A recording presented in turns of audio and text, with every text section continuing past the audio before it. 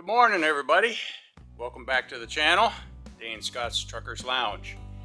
Just going to give you an update here in between featuring a truck, which I'm going tomorrow to feature.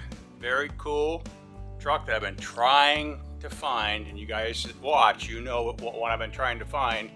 But it's not a Crackerbox. I've been finding those. But tomorrow, anyways, I'm going to New York to feature that one. In the meantime, I just wanted to give you a quick update.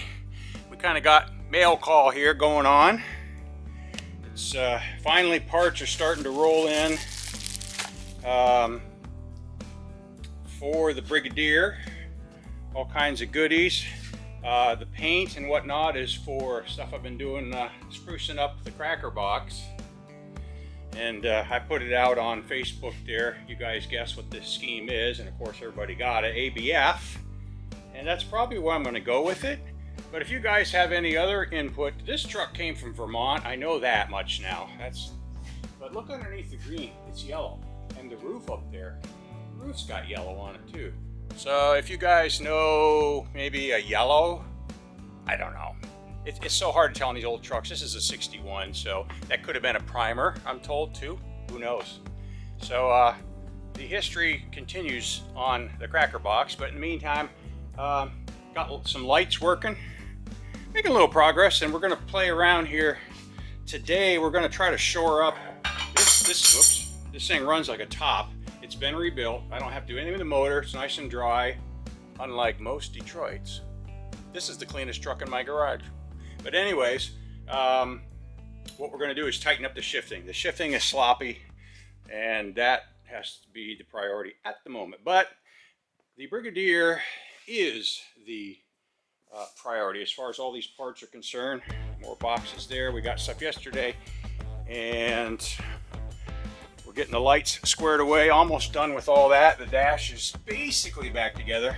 I just got to put those little warning light indicators in, and I'm showing you guys in this video how I made a new one of these, and that'll be right up next. So just kind of keep an eye, just stick with me. I'm going to show it to you, and I'm going to keep it short. I try to keep these videos short so you don't I know everybody's got things to do. So the exhaust, got those pieces ordered. So we're on the verge of doing that. We've got the new air dryers in, the new air valves, all the goodies. So new turn signal lights, that one's totally wasted.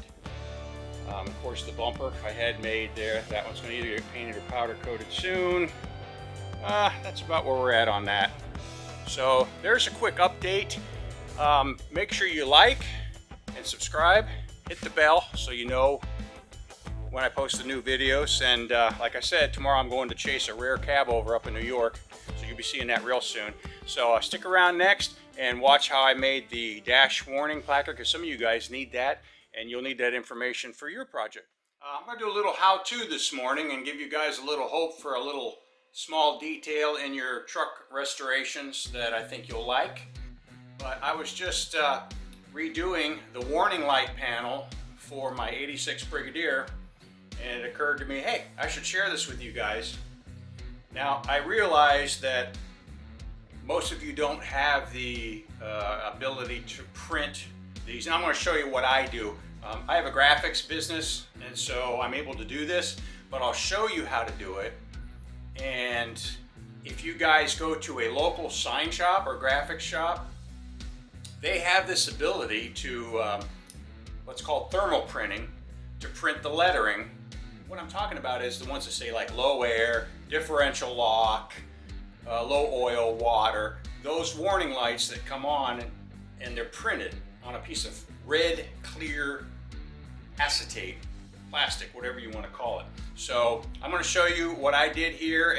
So let's just check it out. So here's my original. This is the one that came out of my Brigadier. You can see low air, water.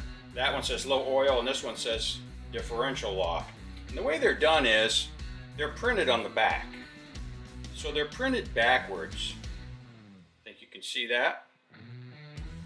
And and I don't know why they're green.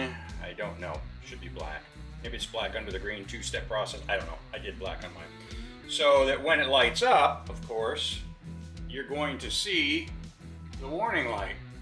Kind of like, and you can see the circles faintly. Maybe it'd be easier to see them this way. See, you can see the faint outline of the circles in the dash that these show through. So what I had to do was, I had to replicate this in my graphics program to exact size, match the lettering to exact size, place it to the exact size, and make a file. And then when I printed it out, I printed it in reverse on clear vinyl, okay? So there's the reverse. And the way I do it is I have what's called an edge machine here. This thermal prints. This is for doing like decals, sign graphics, stuff like that. So, but that's what I used. So then once I had that, I cut it out and I adhered it to a piece of plastic. Now, the plastic is no big deal. Let me grab it out of the trash. The plastic I used was like a sweets container that came from the store. You get these all the time. Well, I just cut out a square out of this plastic cookie box here that you get from the store. You get them all the time because I know you guys eat goodies. So anyways, that's what I used, cut it out. And then I laid it down, and you can see here, here's where I'm at. And this is where I decided, hey, I bet you these guys would like to see how this is done. So maybe you can do it if you need one, because I'm sure there's a lot more than me that need to replace their little warning light panel on their dash. So what I had to do was, and then I bought this red, they call it lens repair tape. I got it at one of the local auto stores. Oh, they all carry this stuff. And one layer is not enough. It's kind of pink. 2 layers, still not enough. 3 layers, once, twice, 3 times a lady. You guys from the 70s will know what that is. So 3 layers of this tape to where at least it's acceptable. I could probably put another one, but I'm going to leave it alone. And so all I have to do yet is cut it out. And you can see in the light, see how them show? So I just got to trim it, and I've got a hand cut just with an X-Acto knife those little holes. Whoops, at the corner. And I'll be all ready to go. I'll have me a new little dash thing. Not a big deal, but I mean, you've seen how bad this is. I mean, come on. That ain't gonna work. So here it is after I've got it cut out. I'm sorry about the light reflection. As far as these holes here, I mean, I don't have anything to punch those. So I just went the width and did a cut to the edge. I think that'll probably work. We'll find out. So there's the piece.